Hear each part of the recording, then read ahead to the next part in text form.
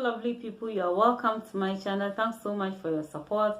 Thanks for being part of this channel. Your subscription, your likes and your comments, I really appreciate it. We are in lesson 4 and today I'm here to give you a summary of the Tuesday, Wednesday, Thursday and Friday lessons. The Tuesday lesson says, what is in a name? What is in a name? And the lesson is based on Isaiah 8 verses 1 to 10. When we read Isaiah 8 verses 1 to 10, we see that Isaiah's son's name was predicted. God gave Isaiah the name even before the wife conceived and gave birth to the son. And when Isaiah gave birth to that son, God told him to give that name to the son. The name is Maher-Shalal-Hash-Baz. And the meaning of that name is swift is booty, speedy is prey, or speedy the spoil, hasten the plunder. And so these are some of the meanings of the name. And the lesson wants to know why that name. Why would God ask her to give that name to the son? What is in a name? And what message is God seeking to give to the people of Judah and Israel? Now, when you go on with the readings of Isaiah 8, 1 to 10, it says that even before the child can be able to call mommy daddy or father mother, the land of Israel and Judah will be taken by the Assyrians. So this warning wasn't given to just Israel, but also Judah, because Judah refused to obey God. The lesson says, because Ahaz turned to Assyria, the names of Isaiah's sons refer to Judah as well as to northern Israel. Swift is booty, speedy is prey, but a remnant shall return. Why was there still hope? Because although Assyria would fill Emmanuel's land, they still had a promise that God is with us. And so God made them know that because of you people, what you've done, it's not only Israel or the northern part of Israel that is going to be destroyed by the Assyrians and be taken into captivity. You, Judah, too, are going to face this problem. But at the end of the day, the point here is a remnant shall return. And so the name of the child, which means swift is booty, speedy is prey, or speedy the spoil, means they are going to go into some kind of difficulties. They are going to go into slavery or captivity. But there is still hope. The hope is that a remnant shall return. And that is because not all the people of Judah or all the people of the northern Israel are against God or are doing things that does not glorify God. They are faithful servants of God, and so such God will make sure that He will bring them back to their land and restore them. Despite repeated mistakes on the part of His professed people, the Lord was still willing to save them. How can we take this principle and apply it to ourselves personally, especially when we fail and fall in our own spiritual life? Amen. And so God, no matter how stubborn human beings are, God is ever ready to restore us, to bring us back, if only we would see the need of going back to Him. We are moving straight to Wednesday, and the Wednesday lesson says, nothing to fear when we fear God Himself. Nothing to fear when we fear God Himself. And the lesson is based on Isaiah 8, 11 to 15. We are going to read. It says, not say a conspiracy concerning all that these people call a conspiracy, nor be afraid of their threats, nor be troubled. The Lord of hosts, Him you shall hallow, let Him be your fear, and let Him be your dread. God told Isaiah, don't be afraid. All these things are going to happen. Judah is going to be taken into captivity because of they giving allegiance to human beings. But don't be afraid. Fear me rather, instead of what? Fearing human. So God is talking to all of us to fear Him and not to fear enemy. Because of fear of the enemy and fear of some people, what we think they can do to us, we end up taking decisions that we are not supposed to do. We end up saying yes to some of their commands when we are supposed to fear God and say no to them. When God says we should fear Him, what does it mean? Does it mean when we hear the name of God, we should start shaking? Or what said the true fear of God as holy means that you recognize Him as the ultimate power in the universe. Such fear overcomes any other fear.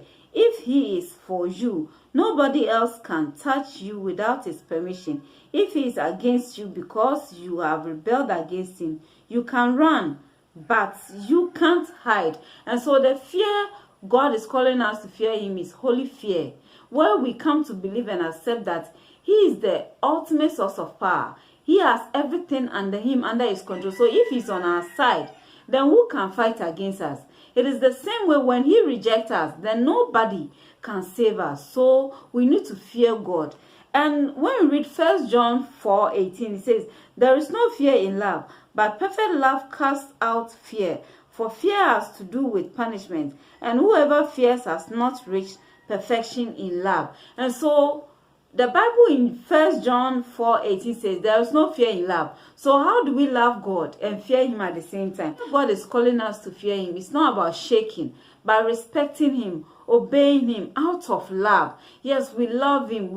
We are so much attached to him. And so we fear him by respecting. Oh, the God that I love doesn't like this, and so I am not going to do this. And so loving God and fearing God goes together. If we love him, we keep his commandments, and keeping his commandments shows how much we fear him. Not as that he's going to hurt us or he's scary, but that is the God of the universe, and so we respect him. We are moving straight to Thursday, and Thursday talks about gloom of the ungrateful living dead.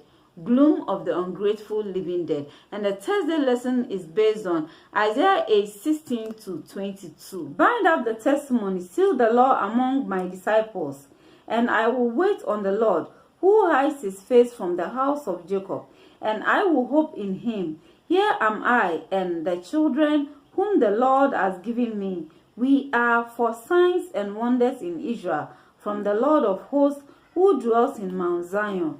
And when they say to you, seek those who are mediums and wizards, who whisper and mutter, should not a people seek their God? Should they seek the dead on behalf of the living? To the law and to the testimony, if they do not speak according to this word, it is because there is no light in them. They will pass through it hard pressed and hungry, and it shall happen when they are hungry, that they will be enraged and curse their king and their God, and look upward. Then they will look to the earth and see trouble and darkness, gloom of anguish, and they will be driven into darkness. May God have mercy. This reading teaches us that since Ahaz committed, he became an idol worshipper, seeking mediums, calling the dead, and giving allegiance to whom he is not supposed to. And as a result of that, the anger of the Lord descended on Judah. They went into captivity.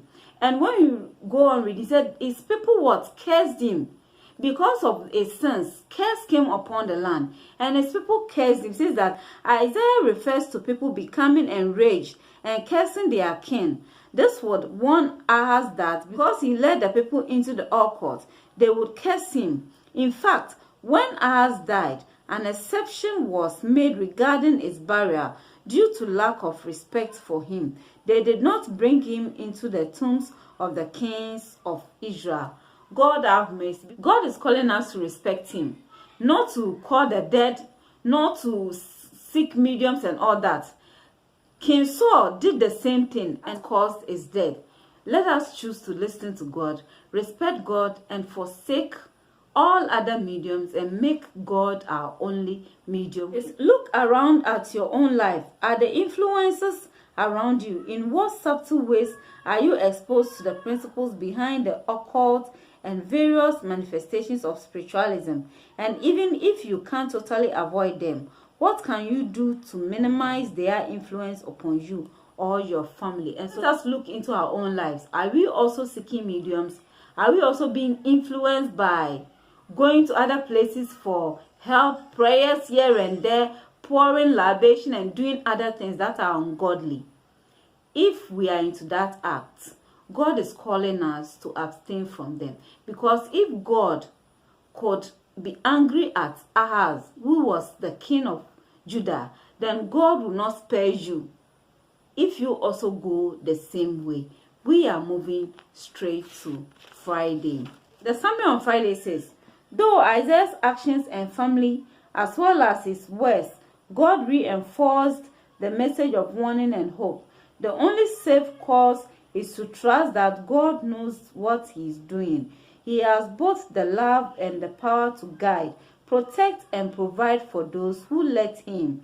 For those who turn to other powers, there is only gloom. And so when you and I choose to turn to other powers, there is gloom, danger for us. And so God is calling on you and I to give in to him, because he is ever ready to accept us and make things happen in our lives. Thanks so much for being part of today's summary. If you have not yet subscribed, consider subscribing, like, and share the video. Bye-bye.